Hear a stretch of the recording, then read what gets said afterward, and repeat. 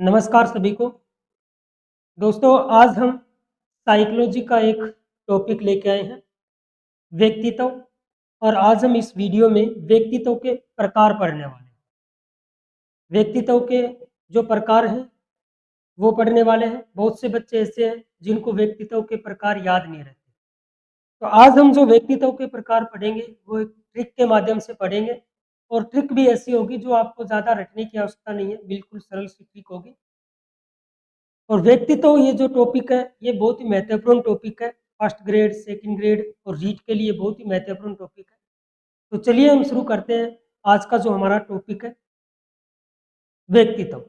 देखें, पहले यदि हम बात करें व्यक्तित्व की, तो व्यक्तित्व जो शब्द है इसको इसका जो अंग्रेजी शब्द है वो क्या है? पर्सनैलिटी है। तो व्यक्तित्व को अंग्रेजी भाषा में क्या कहा जाता है? पर्सनैलिटी कहा जाता है।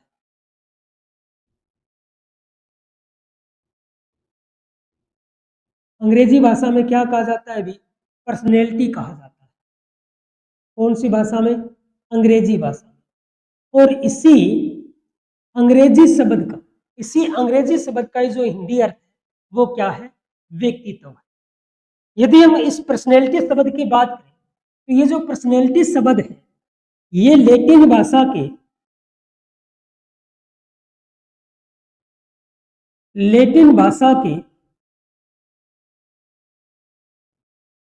पर्सोना शब्द से बना है। कौन से शब्द से बना है? पर्सोना शब्द से बना है। तो ये जो पर्सनैलिटी शब्द है ये लैटिन भाषा के पर्सोना शब्द से बना है। और ये जो पर्सोना शब्द है इसका शाब्दिक अर्थ होता है मुखौटा। क्या होता है? अभी मुखौटा होता है, जिसको हम क्या बोलते हैं? नकली चेहरा। मुखौटा क्या होता है? एक तरह का नकली चेहरा होता है, यानी जिसे हम नकाब बोलते हैं। क्या बोलते हैं? अभी नकाब बोलते हैं। तो पर्सोना का शाब्दिक अर्थ क्या होता है? मुखौटा होता है, नकली चेहरा कहें या क्या होता है? नकाब होता है। तो यानी व्यक्तित्व क्या होता है कि जैसे जो भी व्यक्ति है वो जैसा मुखौटा पहनेगा उसी मुखौटे के अनुसार क्या करेगा? अपना व्यवहार करेगा। उसी के अनुसार वो क्या करेगा? अपनी वेशभूषा चुनेगा। तो जो उस मुखौटे के अनुसार वो जो अपना व्यवहार कर रहा है वो क्या होता है? उसका व्यक्तित्व होता है। उदाहरण के लिए यदि हम देखें कि जैसे किसी नाटक वगैरह में, या हम कहें कि जैसे हम देखते हैं कि गांव में क्या आती थी? पहले रामलीला आती थी। तो रामलीला में क्या थे कि जो उसके कलाकार थे वो तरह तरह का अभिनय करते थे। जैसे कोई राम का अभिनय करता, कोई लक्ष्मण का, कोई हनुमान जी का। तो जैसे यदि कोई हनुमान जी का अभिनय कर रहा है तो वो किसका मुखौटा पहनता? हनुमान जी का मुखौटा पहनता। और हनुमान जी का मुखौटा पहनता तो उसको पहनने के बाद वो अपना जो अभिनय है वो किस तरह से करता? वो अपना व्यवहार किस तरह से करता? हनुमान जी की तरह, बिल्कुल हनुमान जी की तरह अपना व्यवहार करता। तो यानी उस हनुमान जी के मुखौटा पहनने के बाद वो अपना व्यक्तित्व कैसा प्रदर्शित कर रहा है? बिल्कुल हनुमान जी की तरह प्रदर्शित कर रहा है। और उसको देखने वाले, चाहे वो बच्चे हैं, बूढ़े हैं, जो भी लोग हैं, उसको देखने वाले भी क्या करते हैं कि उसको हनुमान जी समझ लेते हैं और उनका चरण स्पर्श करने लग जाते हैं। वो उनका क्या करते हैं? चरण स्पर्श करते हैं। क्यों? क्योंकि जैसे उसने वो मुखौटा पहना तो उस मुखौटे के अनुसार ही उसने अपना क्या कर लिया? व्यवहार बना लिया। उस मुखौटे के अनुसार ही उसने क्या किया? अपना व्यक्तित्व प्रदर्शित किया। तो यानी वही क्या होता है? व्यक्तित्व होता है। यानी उस मुखौटे के अनुसार जो व्यवहार करता है वही क्या? उसका व्यक्तित्व है। यदि हम देखें व्यक्तित्व की शुरुआत कहां से होती है, यदि आपसे प्रश्न पूछे कि जो व्यक्तित्व है इसकी शुरुआत कहां से होती है, यदि हम व्यक्तित्व की शुरुआत की बात करें तो व्यक्तित्व का जो शुरुआत होती है वो होती है परिवार से। व्यक्तित्व की शुरुआत कहां से होती है? परिवार से होती है। आपसे प्रश्न पूछा जा सकता है कि व्यक्तित्व की शुरुआत कहां से होती है? व्यक्तित्व की शुरुआत कहां से होती है? परिवार से होती है। क्योंकि किसी भी बच्चे की यदि पहली पाठशाला है, प्रथम पाठशाला जो है वो परिवार ही है। तो जो कुछ भी सीखता है वो कहां से सीखता है? परिवार से ही सीखता है। तो पहले देखें तो उसकी शुरुआत कहां से होती है? उसके व्यक्तित्व की शुरुआत कहां से होती है? परिवार से होती है। शुरुआत तो परिवार से हो जाती है, लेकिन उसका व्यक्तित्व है वो पूर्ण रूप से यानी पूर्ण निर्माण, उसके व्यक्तित्व का पुनर्निर्माण जो होता है यानी पूरा जो निर्माण होता है वो किससे होता है? समाज से होता है। किससे होता है भी? समाज से होता है। जब वो समाज के संपर्क में आता है, जब वो समाज के संपर्क में आता है तो उसके बाद उसका व्यक्तित्व क्या होता है? पूरा होता है। तो व्यक्तित्व की शुरुआत तो कहां से होती है? परिवार से होती है, लेकिन व्यक्तित्व का जो निर्माण होता है वो कहां से होता है? समाज से होता है। कहां से होता है भी? समाज से होता है। तो आपसे प्रश्न पूछा जा सकता है कि व्यक्तित्व का जो शुरुआत है, व्यक्तित्व की जो शुरुआत है वो कहां से होती है? परिवार से होती है। व्यक्तित्व का पूर्ण निर्माण कहां से होता है? तो वो होता है समाज से। कहां से होता है भी? समाज से होता है। अब हम देखें कि पहले प्राचीन काल में क्या होता था। प्राचीन काल में व्यक्तित्व का मतलब केवल बाहरी संरचना को ही देख के मतलब निकाल लिया जाता था। केवल बाहरी संरचना को देख के व्यक्तित्व का अभिप्राय निकाल लिया जाता था। लेकिन हम बात करें आधुनिक काल की, तो आधुनिक काल में केवल बाहरी संरचना से व्यक्तित्व का मतलब नहीं लिया जाता। आधुनिक काल में हम देखें तो आधुनिक काल में व्यक्तित्व का अर्थ है व्यक्ति का सर्वांगीण विकास। क्या होता है भी? व्यक्ति का सर्वांगीण विकास ही क्या है? व्यक्तित्व है। यानी पूरे विकास को देखा जाता है, न कि पूरे बाहरी आवरण को देखा जाता है, उसका सर्वांगीण विकास देखा जाता है। तो ये तो था प्राचीन काल में, और वर्तमान काल में व्यक्तित्व का क्या मतलब निकाला जाता है। अब उसके बाद हम देखें कि व्यक्तित्व को प्रभावित करने वाले कारक कौन कौन से। यदि व्यक्तित्व को प्रभावित करने वाले व्यक्तित्व को प्रभावित करने वाले कारकों की हम बात करें तो व्यक्तित्व को प्रभावित करने वाले कारक, व्यक्तित्व को प्रभावित करने वाले कारकों की हम बात करें तो व्यक्तित्व को प्रभावित करने वाले कारक, तो सबसे पहला जो कारक है व्यक्तित्व को प्रभावित करने वाला, सबसे पहला जो कारक है वो है वंशानुक्रम। कौन सा कारक है भी? वंशानुक्रम। तो क्या वंशानुक्रम भी, तो क्या वंशानुक्रम भी व्यक्तित्व को प्रभावित करता है? तो करता है। यानी उसके वंश का भी, यानी अपने वंश का भी अपने व्यक्तित्व पर क्या पड़ता है? प्रभाव पड़ता है। और ये हमने देखा भी है कि शुरुआत कहां से होती है? परिवार से होती है। कहां से होती है? परिवार से होती है। तो यानी वंश का भी अपने व्यक्तित्व पे प्रभाव पड़ता है।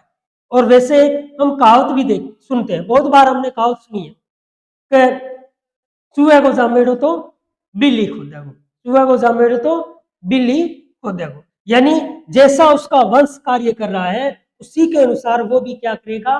कार्य करेगा। तो यानी वंशानुक्रम का भी क्या होता है? एक व्यक्ति के व्यक्तित्व पर प्रभाव पड़ता है। दूसरा यदि हम देखें तो दूसरा जो कारक है वो है वातावरण। दूसरा कौन सा कारक है भी? वो है वातावरण। वातावरण की हम बात करें तो व्यक्ति जैसे वातावरण में आएगा, जैसे वातावरण में आएगा वैसा ही उस पर क्या पड़ेगा? प्रभाव पड़ेगा। और उसी वातावरण के अनुसार ही उसके व्यक्तित्व का क्या होगा? निर्माण होगा। वातावरण में हम देखें तो जैसे समाज है, ठीक है ना, जैसे समाज में रहेगा उसी के अनुसार ही उसके व्यक्तित्व का क्या होगा? निर्माण होगा।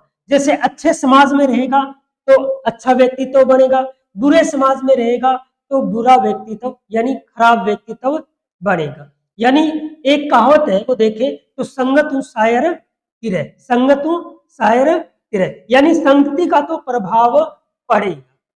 यदि हम देखें वंशानुक्रम और वातावरण में सबसे अधिक प्रभाव किसका पड़ता है? सबसे अधिक प्रभावशाली कौन सा होता है? तो वो होता है वातावरण। व्यक्तित्व पे वंशानुक्रम की बजाय सबसे अधिक प्रभाव जो पड़ता है वो किसका पड़ता है? वातावरण। क्यों?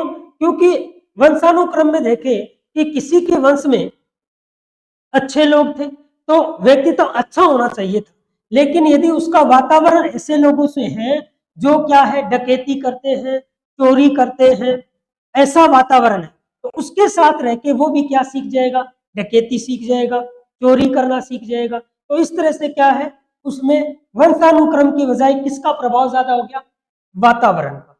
यानी जैसे साथियों में रहेगा वैसे उसका व्यक्तित्व हो जाएगा। तो वंशानुक्रम की बजाय सबसे अधिक प्रभाव किसका पड़ता है, वातावरण का पड़ता है।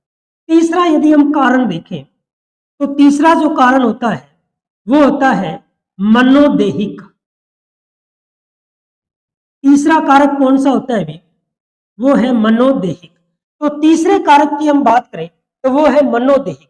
मनोदेहिक कारक कौन से होते हैं, जो उसके देहिक उसके अंदर है, उसके अंदर ऐसे कारक होते हैं। जैसे हम देखें रुचि, जैसे हम क्या देखें, रुचि, उसकी रुचि कौन से कार्यों में है, जैसी उसकी रुचि होगी उसका व्यक्तित्व भी क्या होगा, वैसा ही होगा।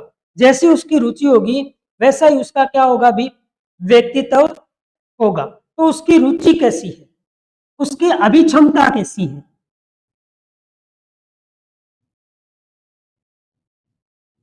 तो जैसे उसकी रुचि है, जैसे उसकी अभिक्षमता है, उसके अनुसार ही उसका क्या होगा, व्यक्तित्व का निर्माण होगा। तो ये तीन कारक थे, यानी वंशानुक्रम, वातावरण और मनोदेहिक, जो क्या करते हैं, व्यक्तित्व को प्रभावित करते हैं। तो आपसे प्रश्न पूछा जा सकता है कि व्यक्तित्व को प्रभावित करने वाले कारक कौन कौन से हैं, तो वो है वंशानुक्रम, वातावरण और मनोदेहिक। तो ये थे व्यक्तित्व को प्रभावित करने वाले कारक। अब हम देखते हैं व्यक्तित्व के प्रकार। तो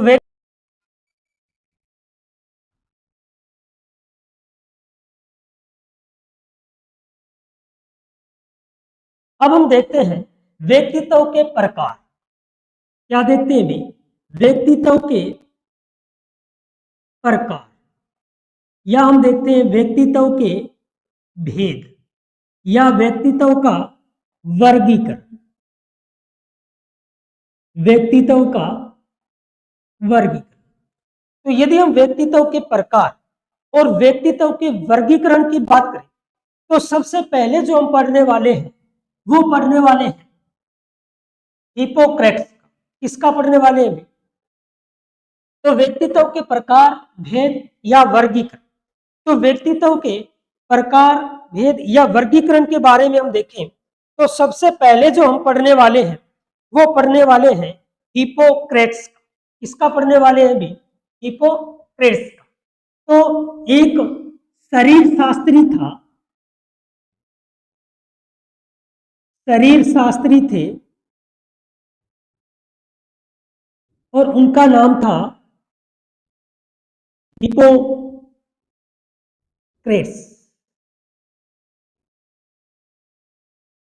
क्या नाम है भी, हिपोक्रेट्स। तो सबसे पहले हम जो व्यक्तित्व के प्रकार पढ़ने वाले हैं, वर्गीकरण पढ़ने वाले हैं, वो कौन से विद्वान का पढ़ने वाले हैं, वो पढ़ने वाले हैं हिपोक्रेट्स का। किसका पढ़ने वाले हैं भी, हिपोक्रेट्स का। तो जो हिपोक्रेट्स थे वो एक शरीर शास्त्री थे, और ये कहाँ के थे भी, ये थे यूनान के, यूनान यानी ग्रीक के। तो ये कहाँ के विद्वान थे, ग्रीक थे।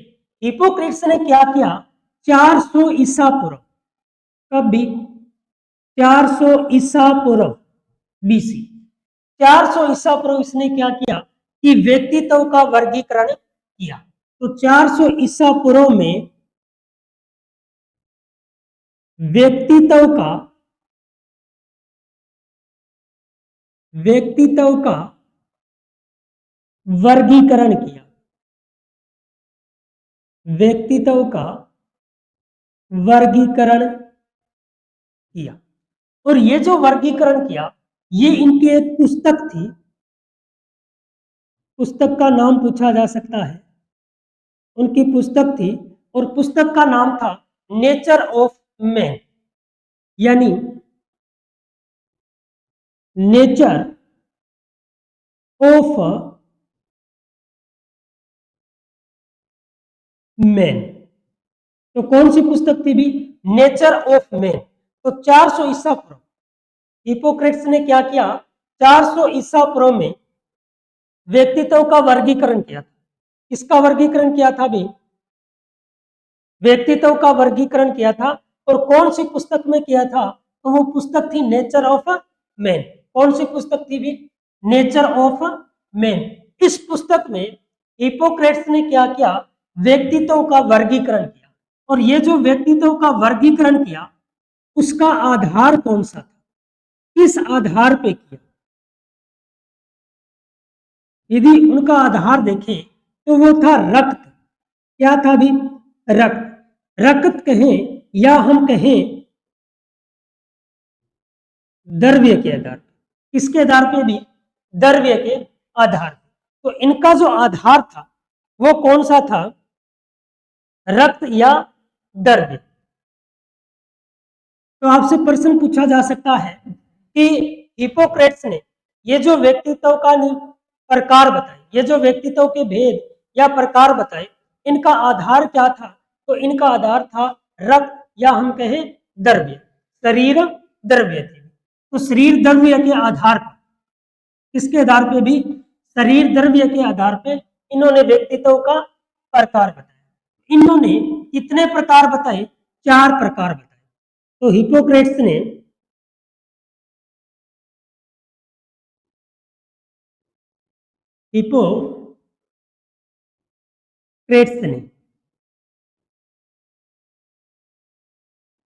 हिपोक्रेट्स ने कितने प्रकार बताए बे? इन्होंने 4 प्रकार बताए। व्यक्तित्व के कितने प्रकार बताए हैं? 4 प्रकार बताए। कितने प्रकार बताए? 4 प्रकार बताए। और व्यक्तित्व का वर्गीकरण करने वाले ये प्रथम विद्वान थे। क्या थे भी? प्रथम विद्वान थे। इसीलिए इस प्रकार को क्या कहा जाता है भी? इस वर्गीकरण को क्या कहा जाता है? प्रथम प्रकारात्मक वर्गीकरण कहा जाता है।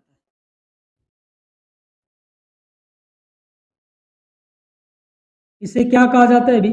प्रथम प्रकारात्मक वर्गीकरण कहा जाता है। यदि प्रश्न पूछे कि प्रथम प्रकारात्मक वर्गीकरण किसने दिया, तो किसने दिया? हिपोक्रेट्स ने दिया। तो हिपोक्रेट्स ने 400 ईसा पूर्व में व्यक्तित्व का क्या किया था? वर्गीकरण किया था। कौन सी पुस्तक में किया था? तो पुस्तक थी नेचर ऑफ मैन। पुस्तक का नाम क्या था भी? Nature of man.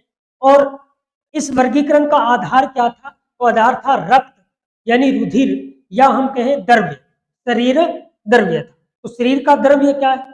रुधिर। तो शरीर द्रव्य के आधार पर इन्होंने 4 प्रकार बताए। कितने प्रकार बताए? 4 प्रकार। अब वो 4 प्रकार कौन से? तो ये एक ट्रिक के माध्यम से बता रहा हूं मैं, बिल्कुल याद रहेंगे, अच्छी तरह से समझना। यदि हिपोक्रेट्स के 4 प्रकार पूछे तो वो 4 प्रकार इसी नाम में छुपे हुए हैं। इसी हिपोक्रेट्स के नाम में ही वो 4 प्रकार छुपे हुए हैं। तो वो 4 प्रकार कौन से हैं? तो सबसे पहले हम देखें हिपोक्रेट्स में यहां क्या आता है भी? हम पै वर्ण से शुरू करेंगे। कहां से शुरू करेंगे? पै वर्ण से। तो इसमें पहला वर्ण कौन सा आ रहा है? पै से। तो पै से याद रखना पीले पीत। पहला जो वर्गीकरण है वो कौन सा हो गया भी? पीले पीत वाले। कौन से हो गए? पीले पीत वाले। तो जो पहला वर्गीकरण, पहला वर्गीकरण हमने किससे याद कर लिया? पै वर्ण से। कौन से वर्ण से? पै वर्ण से। तो पीले पीत वाले। तो इसका पहला जो वर्गीकरण था वो कौन सा था? पीले पीत वाले व्यक्तित्व। कौन से व्यक्तित्व वाले? पीले पीत वाले व्यक्तित्व। तो यदि हम पीले पीत वाले व्यक्तित्व की बात करें तो यहां क्या है भी? पै वर्ण। कौन सा वर्ण है? पै। और पै अंग्रेजी के कौन से वर्ण से शुरू होता है भी? पी से। तो पी से याद रखना फिजिकल। क्या याद रखना भी? फिजिकल। तो ये तो हो गया फिजिकल। पी से क्या याद रखोगे? फिजिकल याद रखोगे। पी से क्या याद रखोगे भी? फिजिकल। तो पीले पीत वालों का मजबूत क्या होता था? फिजिकल। यानी फिजिकल उनका क्या होता था भी? अच्छा होता था। फिजिकल अच्छा था। लेकिन हम देखें तो इमोशनल इमोशनल रूप से क्या थे भी, वो कमजोर थे। इमोशनल यानी कि संवेगात्मक,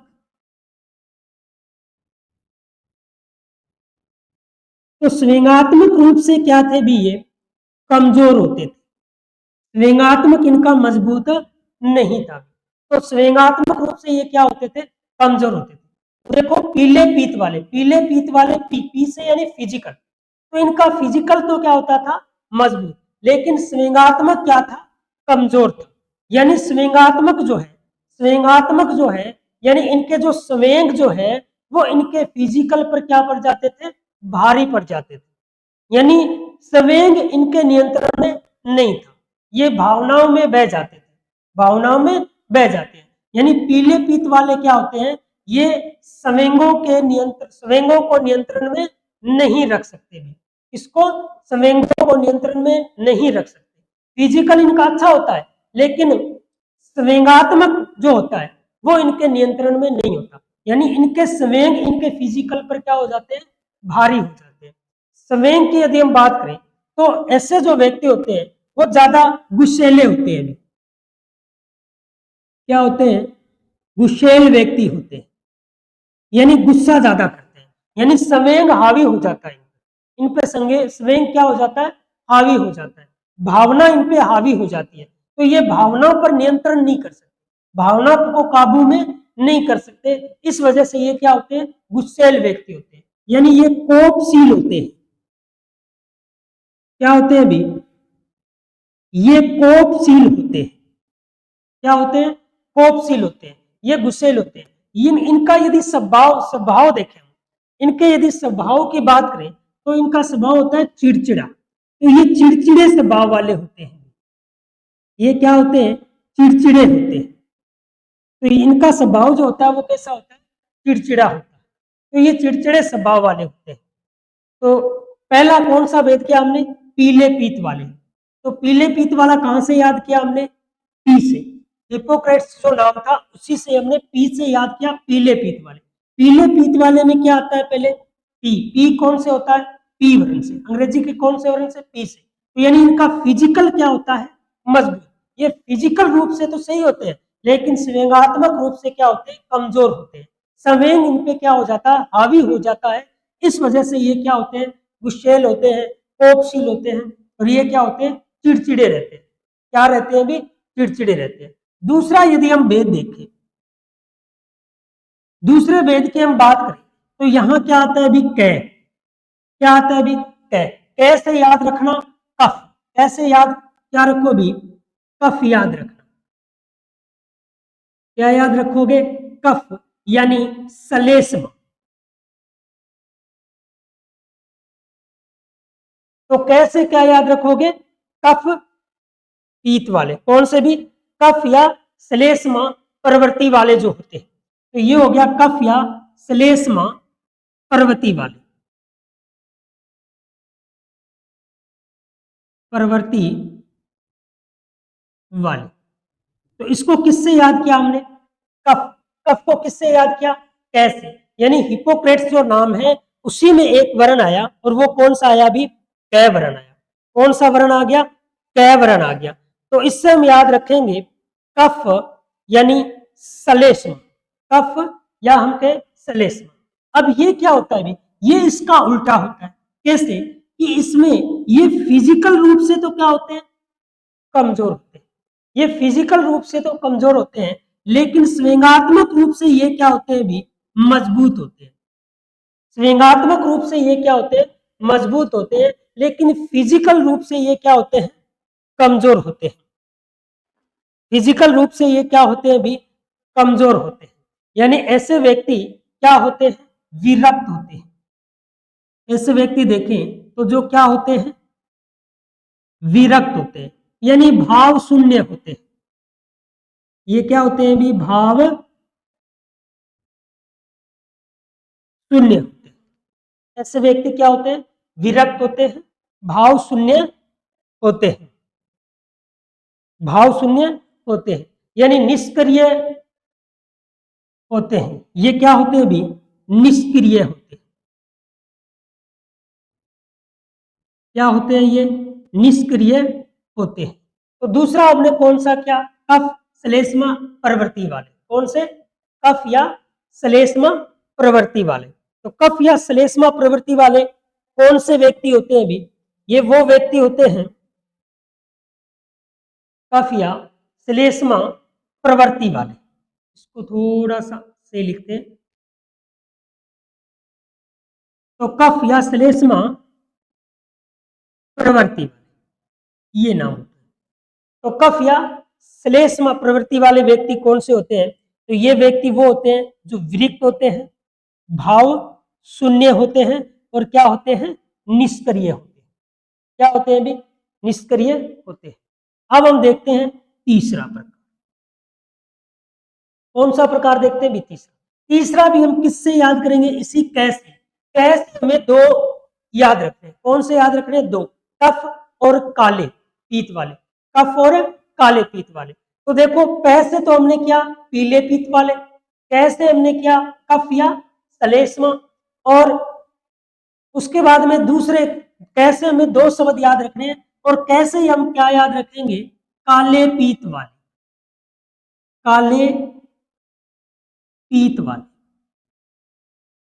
कौन से होते हैं भी, काले पीत वाले। तो यदि काले पीत वाले की हम बात करें, काले पीत वाले व्यक्तित्व की हम बात करें, तो ये दोनों ही रूप से क्या होते हैं भी, कमजोर होते हैं। ये दोनों ही रूप से क्या होते हैं, कमजोर होते हैं। फिजिकल रूप से भी कमजोर होते हैं और स्वयंगात्मक रूप से भी ये क्या होते हैं, कमजोर होते हैं। तो ये दोनों ही रूप से क्या होते हैं, कमजोर होते हैं। कौन से, काले पीत वाले, कौन से भी, काले पीत वाले। काले पीत वाले दोनों ही रूप से क्या होते हैं, कमजोर होते हैं। जैसे मान लो, जैसे अभी रीट की भर्ती आई, अब बहुत से क्या होते हैं कि रीट की भर्ती करते करते थक जाते हैं, ठीक है ना, थक जाते हैं, वो उदास हो जाते हैं कि नहीं जाने दो, अब नहीं होगा, हमारा सिलेक्शन नहीं होगा। यानी ये क्या होते हैं, निराशावादी होते हैं। ये क्या होते हैं, निराशावादी होते हैं। ये ऐसा सोच लेते हैं कि सारा दुख है वो हम पे ही है, यानी भगवान ने सभी दुख हमें ही दे दिए हैं, ठीक है ना, ऐसे निराशावादी होते हैं। तो काले पीत वाले देखें तो ये दोनों ही तरह से क्या होते हैं भी, कमजोर होते हैं, फिजिकल रूप से भी और स्वयंगात्मक रूप से भी। फिजिकल रूप से भी और स्वयंगात्मक रूप से भी ये क्या होते हैं भी, कमजोर होते हैं। कौन से, काले पीत वाले। तो ये क्या होते हैं भी, ये उदास होते हैं। ये क्या होते हैं, उदास रहते हैं, ये उदास होते हैं। ये क्या होते हैं, निराशावादी होते हैं,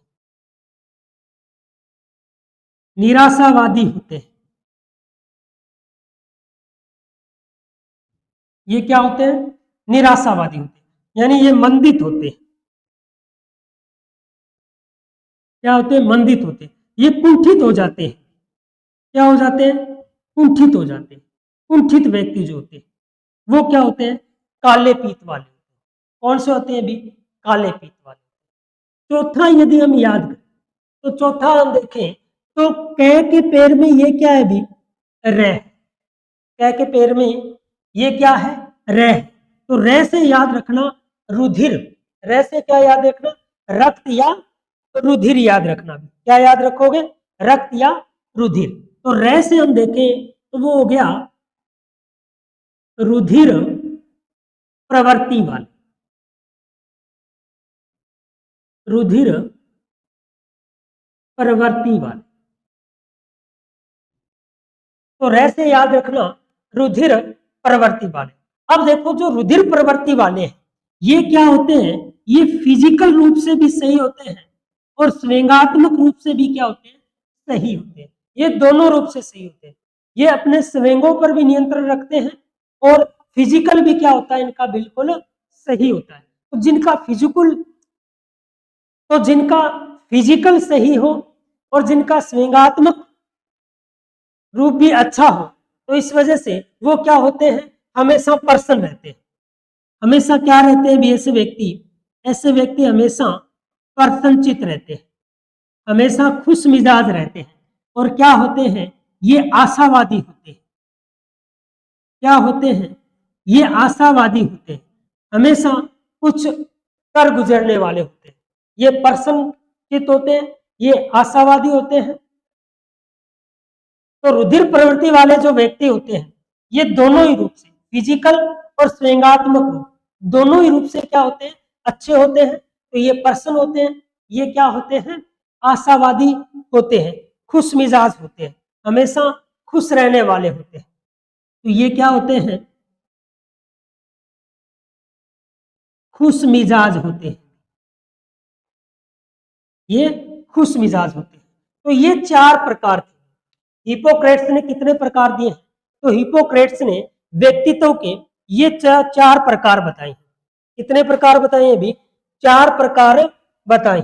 तो इनको मैंने एक ट्रिक से भी याद करवा दिया, इनको मैंने ट्रिक से भी याद करा दिया। याद रखना ट्रिक्स कहाँ है, हिपोक्रेट्स नाम में ही है। हिपोक्रेट्स जो नाम है इसी में ही है। पै वर्ण, पहला वर्ण कौन सा था अभी, पै।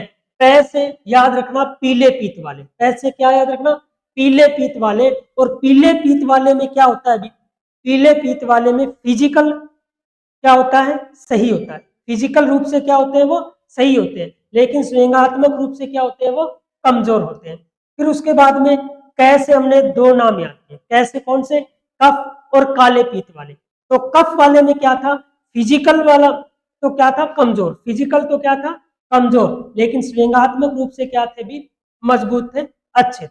उसके बाद में काले पीत वाले, कैसे ही क्या याद किया, काले पीत वाले। तो काले पीत वाले फिजिकल और स्वयंगात्मक दोनों ही रूप से क्या होते हैं भी, कमजोर होते हैं, दोनों ही रूप से क्या होते हैं, कमजोर होते हैं। ये उदास रहते हैं, निराशावादी होते हैं, मंदित होते हैं, ये कुंठित हो जाते हैं। उसके बाद में ये जो पैर में रह, और रह से क्या याद किया हमने, रुधिर प्रवृत्ति वाले। कौन से याद किए भी, रुधिर प्रवृत्ति वाले। और ये फिजिकल और स्वयंगात्मक दोनों रूप से मजबूत होते हैं। इस वजह से ये हमेशा प्रसन्नचित रहते हैं, हमेशा खुश मिजाज वाले होते हैं और हमेशा आशावादी होते हैं। तो ये हमने हिपोक्रेट्स के जो भेद थे वो पढ़े। और हिपोक्रेट्स एक यूनानी विद्वान था, ग्रीक विद्वान था। और पहला व्यक्तित्व का यदि वर्गीकरण देखें तो पहली बार किसने किया, हिपोक्रेट्स ने ही किया है, ये आप याद रखना। तो ये तो थे अपने हिपोक्रेट्स के वर्गीकरण। तो कल हम जो अन्य विद्वान हैं उनके वर्गीकरण पढ़ेंगे, और वो भी इस ऐसे ही ट्रिक के माध्यम से। ट्रिक ऐसी होगी जो हमें याद नहीं करनी होगी, ऐसी ट्रिक्स होगी जो हमें याद नहीं करनी होगी, यानी उन्हीं नाम के अंदर ही हमें कुछ ऐसी पहचान मिल जाएगी कि जो हमें हमेशा के लिए याद रहेगी। जैसे हमने हिपोक्रेट्स नाम के अंदर ही उनके जो वर्गीकरण थे वो निकाल लिए हैं। तो दोस्तों हमारी क्लास को आप ज्यादा से ज्यादा शेयर करें, लाइक करें, सब्सक्राइब करें। मिलते हैं आगे की क्लास में, तब तक के लिए सभी का धन्यवाद। राम राम।